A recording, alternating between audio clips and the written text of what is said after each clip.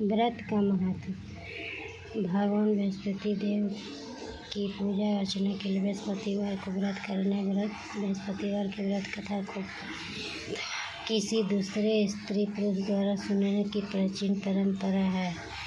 बृहस्पतिवार को व्रत करने और व्रत कथा सुनने से स्त्री पुरुष सभी मनोकामना पूर्ण होती है।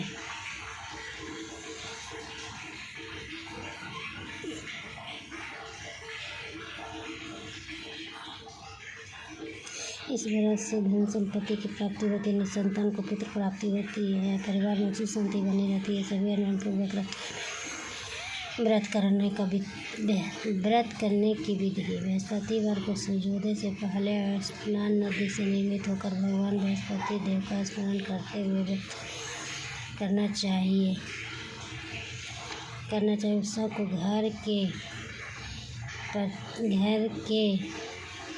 किसी कक्षा में छोटा अथवा बड़ा पूजा स्थान भगवान बृहस्पति देव की प्रतिमा की स्थापना करनी चाहिए। घर के मंदिर में भगवान दर्शन करने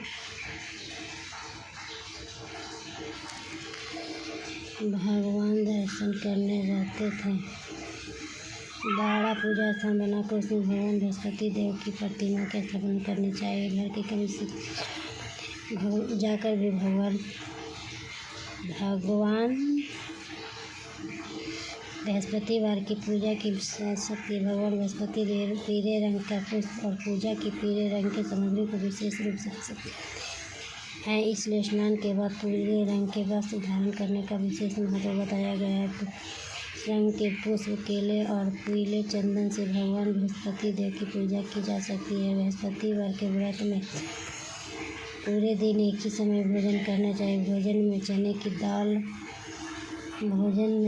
की दाल,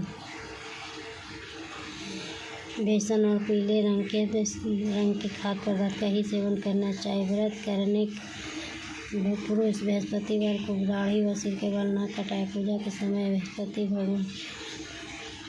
बृहस्पति से जो मनोकामना प्रकट की जाती है वे उस मनोकामना को पूर्ण करते हैं। इस व्रत में व्रत कथा पढ़ने और श्रवण महत्व बताया गया है।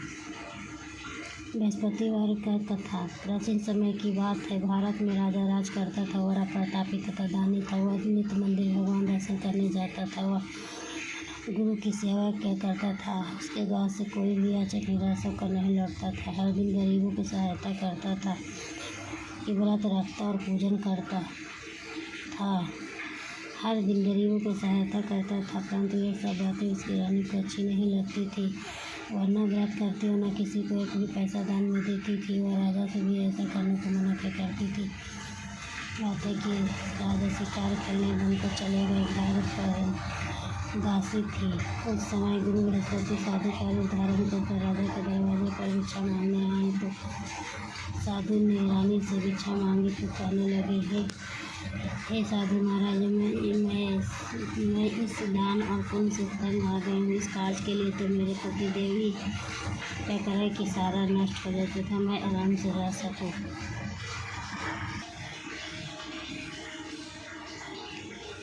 आपकी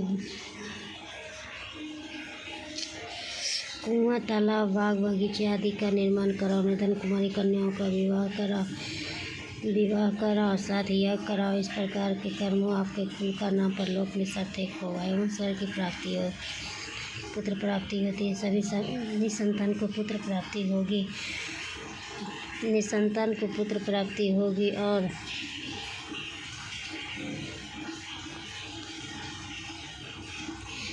तो रानी की इन बातों से खुश नहीं हुई। उसने कहा, हे साधु महाराज, मुझे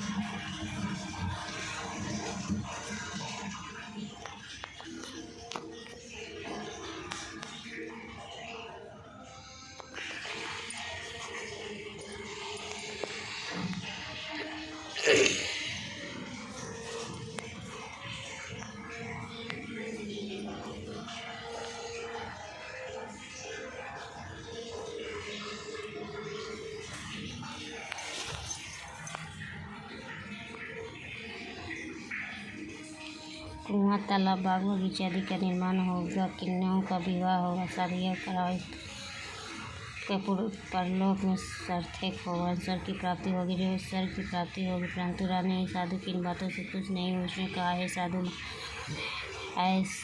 मुझे ऐसे धन की आवश्यकता नहीं जिसको मैं इन लोगों को दान दूँ। धर्मशाला बनवा रखने और संभालने में मेरा ही सारा समय नष्ट हो जाए। साधु ने कहा, हे देवी, यदि तुम्हारी ऐसी इच्छा है जैसा मैं तुम्हें बताता हूँ।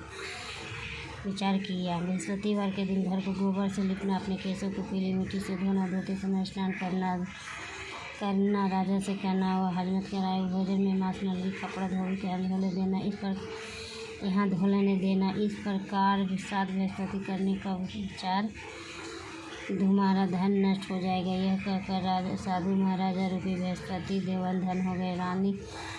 रानी ने साधु के कहने के अनुसार 7 बृहस्पति तक वैसा ही करने का विचार किया। साधु के बताए अनुसार कार्य करते हुए केवल 3 ही बीते थे कि समस्त धन संपत्ति की नष्ट हो गए। भोजन के लिए दोनों समय परिवार तरसने लगा, संसारी भोगों से दुखी रहने लगा। तब वह राजा रानी से कहने लगा कि हे रानी, तुम यहाँ पर रहो, मैं दूसरे देश को जाता हूँ, क्योंकि यहाँ पर मुझे सभी मनुष्य जानते, इसलिए मैं यहाँ कर सकता।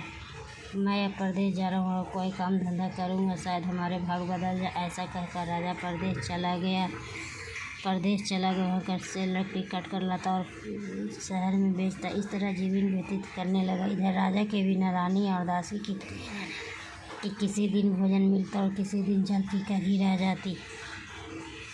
अपनी दासी से कहा, हे दासी, पासी के नगर में मेरी बहना रहती है, वहाँ बड़ी धनवान है, उसके पास जा और वहाँ से 5 सेर भोजन मांग कर ले आ, जिससे कुछ समय के लिए गुजारा हो जाएगा। दासी रानी की बहन के पास गई। रानी तो पूजा कर रही थी। बृहस्पतिवार का दिन था। दासी रानी की बहन से कहा, हे रानी, मुझे आपकी बहन है, मुझे 5 सेर भोजन दे दो। दासी ने यह बात अनेक बार कही, परंतु रानी की बहन ने कोई उत्तर नहीं दिया, क्योंकि यहाँ पर उस समय बृहस्पति देव की पूजा कथा सुन रही थी। जब दासी को रानी की बहन से कोई उत्तर नहीं मिला तो बहुत दुखी हुई, क्रोध भी आया। जब दासी को रानी की बहन से कोई उत्तर नहीं मिला तो वह बहुत दुखी हुई, उसे क्रोध भी आया। जब दासी को रानी की बहन से लौटकर रानी बोले, हे रानी, आपकी बहन बहुत धनी स्त्री है, छोटे लोगों से बात भी नहीं करती है, मैंने उसे कहा तो कोई उत्तर नहीं दिया। रानी बोली, हे दासी, इसमें उसका कोई दोष नहीं है। जब दिन आते हैं तब कोई सहारा नहीं देता, अच्छे बुरा का पता भी पत्ती नहीं लग जाता। अच्छा हो गया, सब हमारे भाग का दोष है।